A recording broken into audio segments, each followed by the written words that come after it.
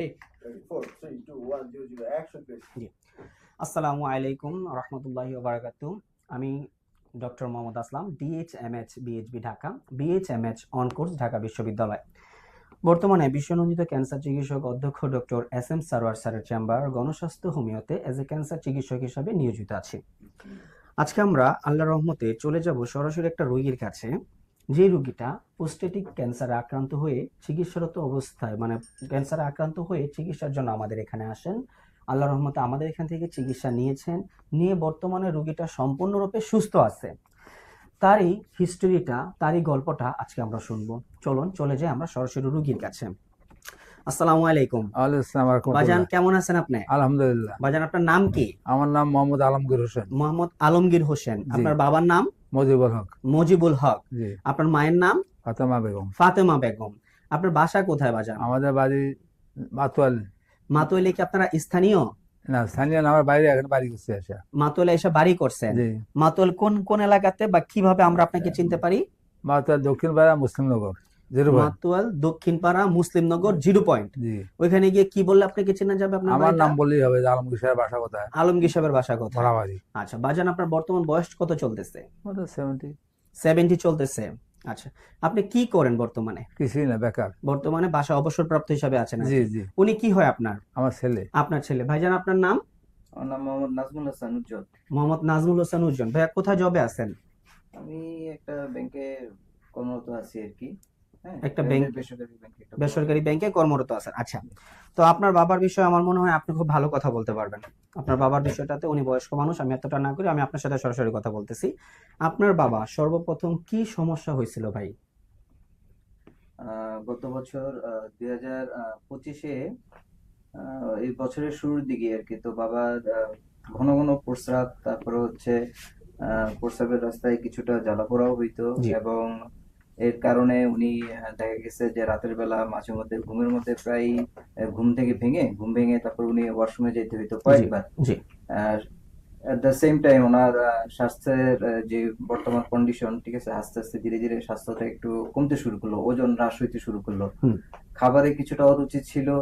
তো এই বিভিন্ন ধরনের জটিলতা দেখি আমরা, তো উনি যেহেতু ডায়াবেটিস, অনেক আগে থেকে ডায়াবেটিস ছিল না, তো আমরা একটা পর্যায়ে যে সিদ্ধান্ত নিলাম বাসার সবাই, যে আমরা বাংলাদেশের যে বারডেমের হসপিটাল আছে, তো ওখানে যে আমরা যে নিয়মিত যে চিকিৎসাগুলো করাই বা যেখানে পরীক্ষা নিরীক্ষা করে, ওখানে একজন বিশেষজ্ঞ চিকিৎসকের শরণাপন্ন হবো আর কি। তো আমরা সেখানে বিশেষজ্ঞ চিকিৎসকের শরণাপন্ন হয়ে, তো উনি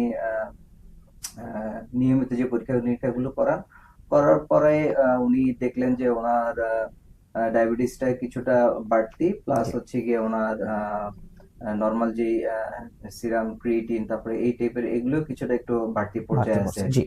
তো উনি ওনার নিয়মিত কিছু পরীক্ষার পাশাপাশি উনি বাড়তি কিছু পরীক্ষা দিলেন, ওগুলো আমরা করানোর পরে আমরা ওনাকে দেখানোর পরে উনি তখনও ওনার যে সার্টিফাইড যে রোগটা হয়েছে তখন উনি আইডেন্টিফিকেশন করতে পারেন নাই।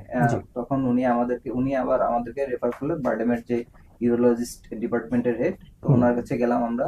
ওনার কাছে যাওয়ার পরে উনি নানান ধরনের পরীক্ষা নিরীক্ষা, অনেক পরীক্ষাই করলেন, অনেক ধরনের পরীক্ষা নিরীক্ষা করার পরে উনি একটা সময় আইডেন্টিফিকেশন করতে পারলেন যে না, আমরা এই ধরনের একটা রোগে আক্রান্ত হয়েছি। কি রোগে আক্রান্ত হয়েছিলেন? সেটা হচ্ছে প্রোস্টেটিক ক্যান্সারে আক্রান্ত হয়েছেন আপনারা। আচ্ছা, তারপর ওনাদের বক্তব্য কি ছিল? তো ওনাদের বক্তব্য ছিল যে এখন এই ধরনের চিকিৎসা আসলে বাংলাদেশে খুবই ব্যয়বহুল। হ্যাঁ, তো ওনারা যদি ওনাদের যদি আমরা কিছুটা কয়েকটা ইনজেকশন নিতে হবে, আর হচ্ছে গিয়ে যে আরেকটা সার্জারি করতে হবে, যদি সার্জারি করে ফেলি তাহলে সার্জারি করে ফেলার পরে হয়তো ইনজেকশনটা আর নিতে হবে না, মাসে মাসে একটা ওষুধ খেতে হবে, ওটাও অনেক ব্যয়বহুল। তো আমরা সিদ্ধান্ত নিলাম যে আমরা সার্জারি করে ফেলবো। সার্জারি করার পরে, হ্যাঁ, তো সার্জারি করার পরে সার্জারি করেছেন আপনারা পরবর্তীতে? আচ্ছা আচ্ছা, পরে করার পরে তো ওনার ফলো আপে থাকতে বললেন আর কি। তো এট দ্য সেম টাইম আমি বিভিন্ন ধরনের এই ধরনের চিকিৎসা কারা করেন, ঠিক আছে, আমি আমার বন্ধু বান্ধব আত্মীয় স্বজন তারপর হচ্ছে গিয়ে বিভিন্ন ভাবে খোঁজ নেওয়ার চেষ্টা করি যে আসলে এই ধরনের চিকিৎসাটা কোথায় আমি একটু স্বল্প ইয়াতে করতে পারি বা ভালোভাবে করতে পারি। আল্লাহর রহমত, আমি যেভাবেই হোক, ঠিক আছে, আমি অনলাইনের মাধ্যমে এখানে এই জায়গাটার আমি সন্ধান পাই। জি। সন্ধান পেয়ে ঠিক আছে আমি এখানে আসি। এখানে এসে আমি গত 6-7 মাস ধরে আমি চিকিৎসা নিচ্ছি। বর্তমানে চিকিৎসা নেওয়ার পরে আমি বর্তমান যে একদম লেটেস্ট যে রিপোর্ট, এই রিপোর্ট অনুযায়ী দেখতেছি যে আল্লাহর রহমতে আমার বাবা এখন মোটামুটি আলহামদুলিল্লাহ অনেক সুস্থ আছেন আর কি। সম্পূর্ণরূপে সুস্থ আছেন আল্লাহর রহমতে। আচ্ছা, আমরা ওনার গত বছর মার্চ মাসের 16 তারিখ 2025 সাল, এটা আমরা দ্য বারডেম জেনারেল হসপিটালের একটা রিপোর্ট, যেখান থেকে ওনার প্রোস্টেটিক সি এর যে রেজাল্ট ছিল এবং প্রোস্টেটিক সি এ ক্যান্সারের যে প্রবলেমগুলো ছিল তার একটা সামারি ওনারা এখানে করে দিছে যে কি কি অবস্থাতে আছে। এই সামারিটা কমপ্লিট করার পর ওনার অপারেশন হয়েছে। অপারেশনের পরবর্তীতে আপনারা বিভিন্ন মাধ্যম থেকে আমাদের প্রচারণাটা আপনারা পান এবং সেই অনুযায়ী আমাদের এখানে আসছেন। আজ থেকে কতদিন আগে? এটা গত বছরের মার্চে। গত মার্চে তো ওনার ধরা পড়ছে। আপনি আমার এখান থেকে চিকিৎসা নিচ্ছেন কতদিন হয়েছে? আমি এপ্রিল মাসে এসেছি, এক মাস পরেই। মার্চে এই অবস্থা হয়, আপনি এপ্রিলে আমাদের এখানে চিকিৎসার জন্য চলে আসছেন। এপ্রিল মাসে এপ্রিল মাসে চিকিৎসার জন্য এসে আপনি তখন যে চিকিৎসাটা আমাদের কাছ থেকে নিয়েছেন তখন ওনার অবস্থাটা কেমন ছিলেন শারীরিক ভাবে? তখন তো উনি শারীরিকভাবে কিছুটা দুর্বল ছিলেন, প্লাস হচ্ছে গিয়ে ওনার ওই রোগটা ধরার পরে যে সকলের সমস্যাগুলি ছিল ওই সব সিমটম গুলোই ওনার ছিল। আচ্ছা, উনিকে যখন আল্লাহর রহমতে আমরা গত এপ্রিল মাস থেকে ওনাকে চিকিৎসা শুরু করছি আলহামদুলিল্লাহ, এপ্রিল মাস থেকে চিকিৎসা শুরু করার পর কত দিনের মাথায় বা কত মাসের মাথায় আপনারা গিয়ে পরবর্তী যে রেজাল্ট গুলা করলেন এবং রিপোর্টটা ভালো পাইলেন, কতদিন হয়েছে সেটা? আমি আপনাদের ওষুধ খাওয়ার পরে 6ষ্ঠ মাসের মাথায় আমি এই রিপোর্ট গুলা করলাম।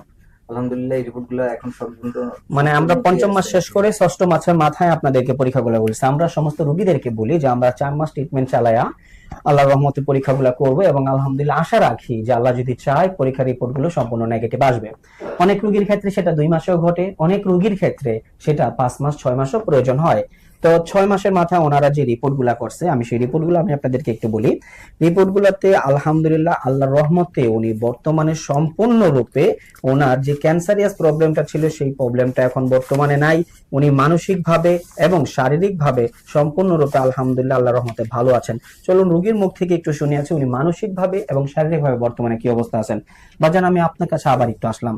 আপনি আলহামদুলিল্লাহ আল্লাহর রহমতে আমাদের চিকিৎসায় এখন সম্পূর্ণরূপে সুস্থ মনে করতেছেন নিজেকে? আলহামদুলিল্লাহ আল্লাহর রহমত সম্পূর্ণরূপে আল্লাহর রহমতে সুস্থ মনে করছেন। আপনার বর্তমানে শারীরিক বা মানসিক কোনো সমস্যা আছে কি? না, এখন আলহামদুলিল্লাহ কোনো সমস্যা নেই, সব দিক দিয়ে ভালো। ঘুম, খাওয়া দাওয়া যা আছে সব ভালো। আমাদের চিকিৎসা ব্যবস্থায় আমাদের এখানে আল্লাহর রহমতে স্যারের পক্ষে বা স্যারের বিষয়ে আমাদের চিকিৎসা ব্যবস্থার বিষয়ে বাজান আপনি যদি কিছু বলেন জাতির উদ্দেশ্যে, জাতি শুনুক যে আসলে আপনি কি অবস্থা ছিলেন, কেমন আছেন, এই একটা বিষয়। আসলে চিকিৎসাটা কিছু লোকের না ব্যয়বহুল, কিছুর জন্য নরমাল।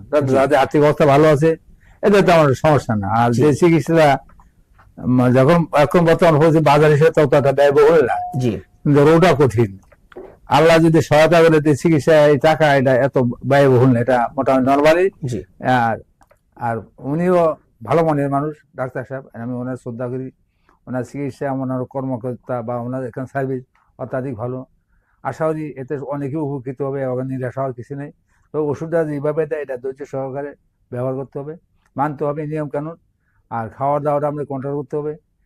চিকিৎসা আশা করি ভালো হবে, আমার এটা রেজাল্ট ভালো আসবে, এটাই স্বাভাবিক। আর আপনি কষ্ট না করলে এটা রেজাল্ট ভালো আশা করতে আসে না। আচ্ছা, সর্বোপরি আপনার যে মতামত সেটা হলো যে আলহামদুলিল্লাহ আল্লাহর রহমতে আমাদের এখানে চিকিৎসায় যদি একটু ধৈর্য সহকারে নিয়ম মেনে ওষুধগুলা খাওয়া যায়, স্যার যে নির্দেশনাগুলা দেয় যদি সবকিছু ফলো করা যায়, তাহলে আপনার মতো যারা যারা ক্যান্সার রোগে আক্রান্ত আছে তারা আলহামদুলিল্লাহ আল্লাহর রহমতে আমরা আশা রাখি ভালো হবে। সেই কামনাই আমরা সবার করছি। আমরা আজকে মোহাম্মদ আলমগীর হোসেন স্যারের দীর্ঘায়ু কামনা করছি এবং ওনাকে যাতে আল্লাহ তাআলা এখন যেমন ক্যান্সারটা নেগেটিভ আসছে, আল্লাহ যে কয়দিন হায়াতে বাঁচায় রাখে উনি যাতে সুস্থ সুন্দরভাবে বেঁচে থাকতে পারে সেই কামনায় আজকে আমরা আমাদের এই অনুষ্ঠান শেষ করছি। ধন্যবাদ সবাইকে। আসসালামু আলাইকুম ওয়া রাহমাতুল্লাহি ওয়া বারাকাতুহু। সবাইকে ধন্যবাদ। আসসালামু আলাইকুম ওয়া রাহমাতুল্লাহি ওয়া বারাকাতুহু। আসসালাম।